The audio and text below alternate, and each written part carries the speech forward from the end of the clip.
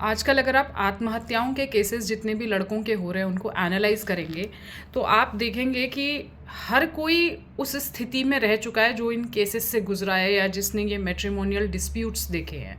मतलब अचानक से आपके घर में ऐसा कुछ हो जाता है तो आपको भी समझ में नहीं आता है कि हैंडल कैसे करना है। तो आज हम इसी एक सुइसाइड और उससे जुड़े हुए चीज़ों के बारे में बात करेंगे। Stay tuned. अब ना कहने वाले ये कह सकते हैं कि पुलिस से कॉल ही तो आया था, प्रोसेस तो वही है ना कि भाई पहले पुलिस से कॉल आएगा डाउरी केसेस में। मैंने आपको पिछले वाले वीडियो में बताया था कि क्रिमिनल केस अगर फाइल होता है तो पुलिस आपको कॉल करती है कि भाई आपके खिलाफ ये केस दर्ज है और आपको आना पड़ेगा। और ज़्यादातर जो है अभी तक ये रूल फॉलो हो रहा है कि पहले दोनों पक्षों में बातचीत कराई जाएगी और उसके बाद फिर एफआईआर होगी। कहीं कहीं पर ऐसा रूल नहीं फॉलो हो रहा है और डायरेक्ट अरेस्ट हो रही है सुदूर गाँव में। लेकिन बात वही है कि बहुत सारे जगहों तक ये वाली जागरूकता गई नहीं है। तो लोगों को ये बात पता नहीं है कि पहले पुलिस का कॉल आएगा और दोनों पक्षों में बातचीत कराई जाएगी। और पुलिस का कॉल आना ये एक बहुत बड़ी ऐसी बात है जिस पर लोगों को नहीं समझ में आता है कि कैसे रिएक्ट करना है और क्या बात करनी है। देखिए, आप लोग जानते हैं कि भारत में जो है वो पुलिस की इमेज बहुत अच्छी नहीं है। अगर आप विदेशों से दूसरे यूरोपियन कंट्रीज से हम कंपेयर करें तो वहाँ पर पुलिस के पास आप मदद के लिए जाते हैं कि देखिए ऐसा हो गया है, हमें हेल्प कर दीजिए। मगर इंडिया में अगर आपको पुलिस रोक लेती है रास्ते में या मान लीजिए कॉल कर देता है कोई, तो आप बहुत ज़्यादा परेशान होंगे कि भाई अब क्या करना है, क्योंकि हमको पता है कि पुलिस कुछ भी कर सकती है, उसके हाथ में असीमित पावर है। ठीक है, और एक आम आदमी नहीं समझ पाता है कि ऐसी परिस्थिति में उसको करना क्या चाहिए।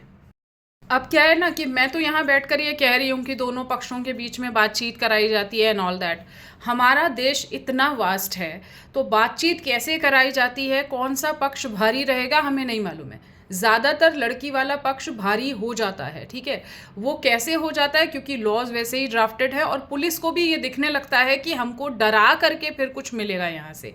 और बहुत सारे केसेस में ऐसा भी हुआ है जहाँ पर पुलिस स्टेशन के अंदर दोनों पक्षों में मारपीट हो गई है या लड़के को इलीगली डिटेन कर लिया है, तो अब वो नहीं समझ पा रहा है कि किससे हेल्प मांगूं मैं। तो ये सारी जो चीज़ें होती हैं ना, इससे लोग डरते हैं। और बहुत सारे लोग ऐसे भी हैं जो कमज़ोर हैं अंदर से, ठीक है, या फिर उनको नहीं पता है हैंडल कैसे करना है, या फिर वो एक इंट्रोवर्ट पर्सनालिटी वाले लोग हैं।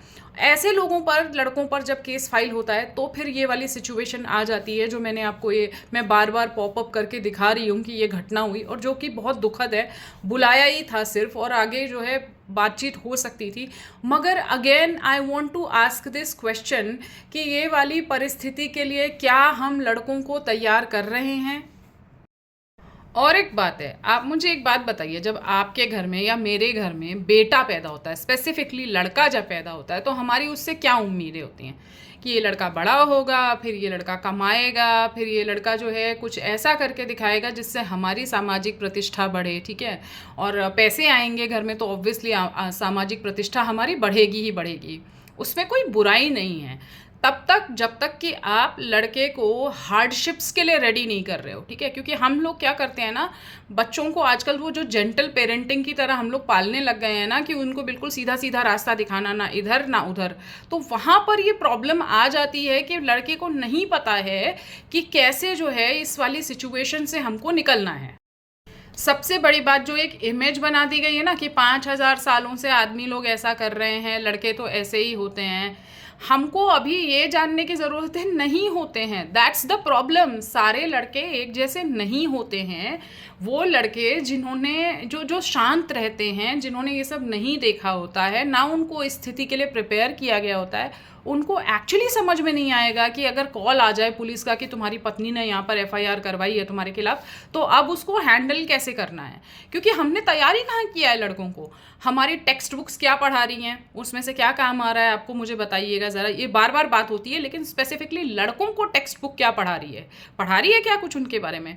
या कोई ऐसा लड़का है जो बहुत ही चुप रहता है या बहुत ही उसका एक अपना संसार है, तो उसको सपोर्ट करने के लिए कोई क्या है क्या नहीं है। कल ही हमने एक खबर पढ़ी थी जहाँ पर उसको इतना बुली किया गया उसको स्किन कलर के लिए कि उस लड़के ने आत्महत्या कर ली।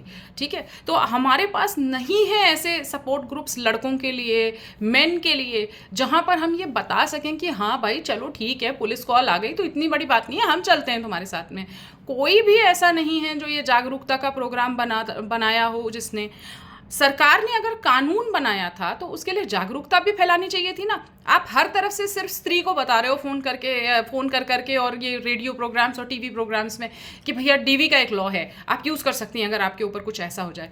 आपने मेन के लिए बनाया क्या कि देखिए ये लॉज हैं, कॉशन है आपके लिए, आप थोड़े होशियार रहिए कि ये लॉज आपके अगेंस्ट यूज़ हो सकते हैं, और अगर यूज़ हो जाए तो आपको क्या करना है। तो ये किस तरह का सिस्टम चल रहा है इस देश में, मुझे समझ में नहीं आता है। और मैं बार बार इसलिए रूट कॉज पे जाने की बात कर रही हूँ क्योंकि मुझे नहीं लग रहा है कि सरकार की तरफ से कुछ होने वाला है।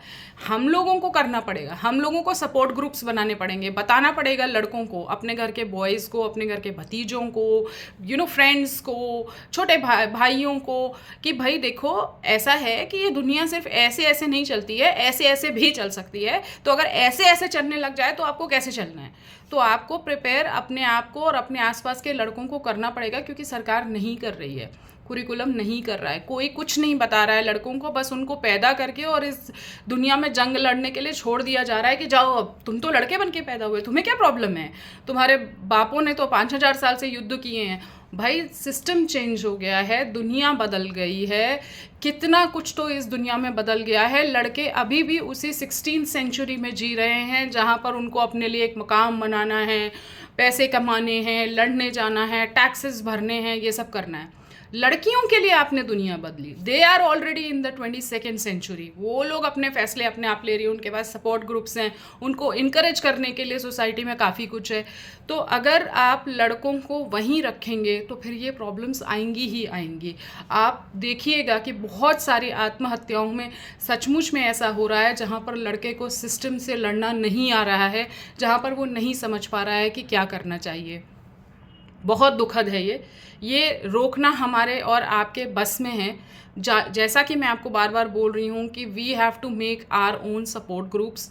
मुझे सिस्टम से, सरकार से बहुत ज़्यादा उम्मीदें नहीं हैं क्योंकि ये पॉलिटिकली करेक्ट इशू नहीं है। तो हमको और आपको अपने अवेयरनेस लेवल बढ़ाने होंगे, अपने आसपास के लोगों को बताना होगा ताकि ऐसी कोई भी आत्महत्या ना हो, इस तरह की मृत्यु को हम रोक सकें जहाँ पर लड़का सिर्फ एक पुलिस कॉल की वजह से आत्महत्या कर लेता है। नमस्कार।